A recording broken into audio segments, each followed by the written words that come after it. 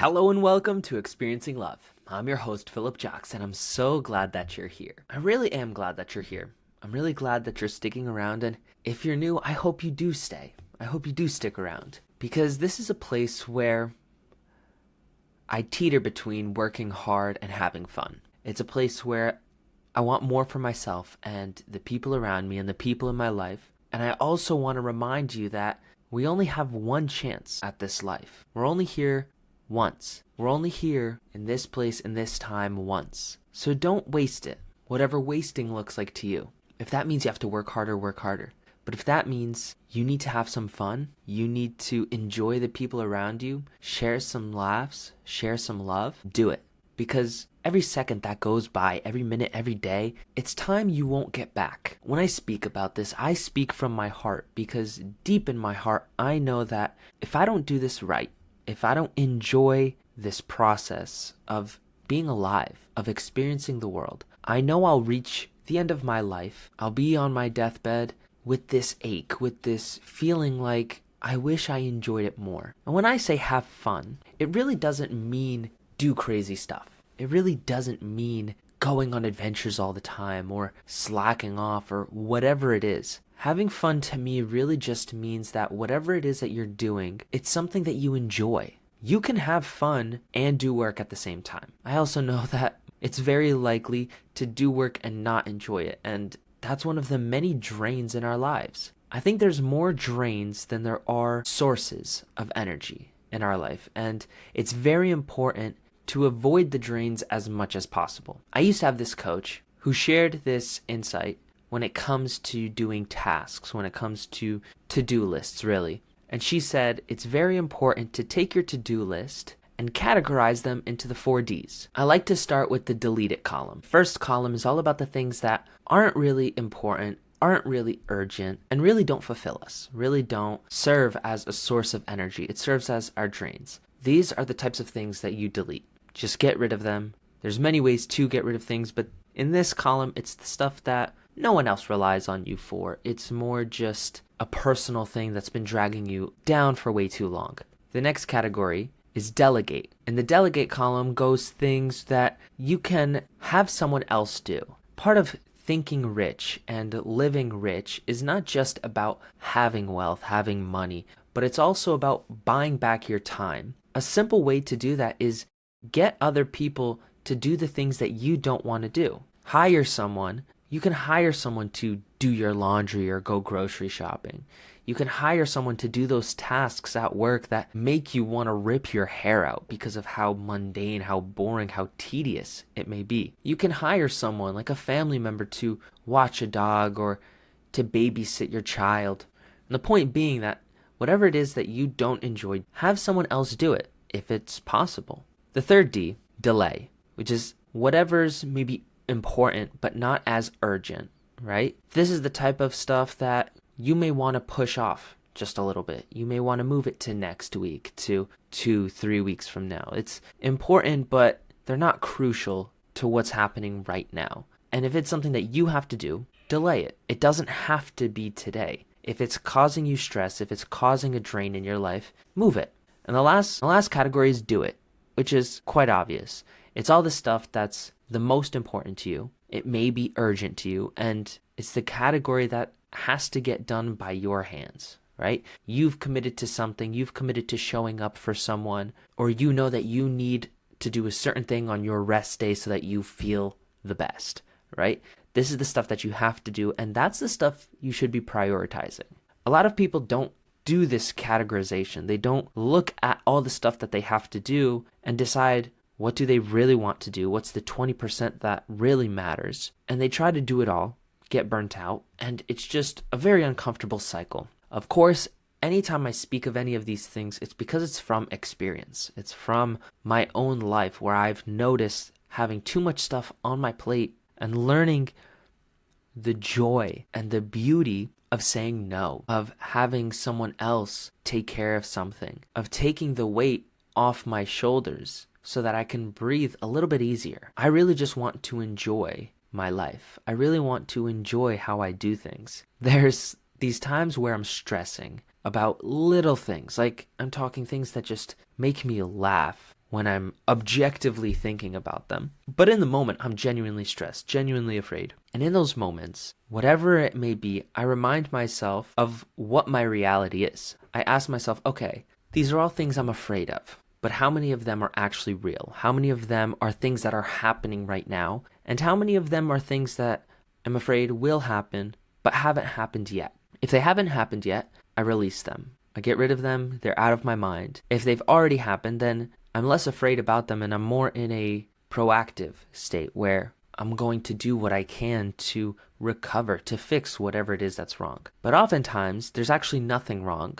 There's only a fear of the future. And so when I release those fears, when I release that stress, I just feel much lighter. I feel much better. And I remind myself what's true right now. Back to the whole reality thing. What's my reality right now? Well, if I ask myself that question right now, I'm sitting here in my room. I'm recording a video. There's lights on. The sun is out.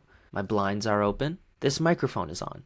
They're very factual statements, and I just keep going down that train of thought. I'm healthy. I have a lot of energy. I slept well last night. I went exercising yesterday. I plan to talk to friends today. I ran some errands today. I keep going on and on in this fashion to ground myself in reality, in the truth. Not what I think the future is going to be like, but what the present is actually like. I found very often that the more I feared something, the more likely it was to happen. So the more I stressed, the more I was afraid, the more I experienced those things that I was afraid of. But then when I stopped stressing about them and I learned that I'll be okay, even if those things happened, I'll find a way through. I'll be fine. They actually started to happen less. And instead I found more moments of these blissful moments or content moments or happy moments, excited moments, because I spent less time being afraid and more time loving my life, loving my existence, loving just being here, being present, being in this reality. And I do acknowledge its impact on my life. I noticed that living this way does take away this one source of drive that I have in my life. When you get rid of fear, when you get rid of many stresses in your life, you'll discover this very powerful experience, but also this realization where you see just how much of your life was motivated by fear. Motivating yourself by love is a very different thing. It's a very different skill set you have to work on, you have to build, you have to practice. Because often I don't feel that level of fear anymore. I don't feel that level of stress because I have many different ways to get rid of it, to take care of myself, to rest, to relax, to recover. But in order to still do something, you need to have that drive, that motivation, that reason. Most importantly is the reason why. Why are you moving forward? And if it's not fear, it's got to be love. I found that love, when you really tap into it, is much more powerful than fear. Fear is like a sprint. It doesn't last long. It's definitely very fast, but it tires you out much sooner. Love is like a marathon.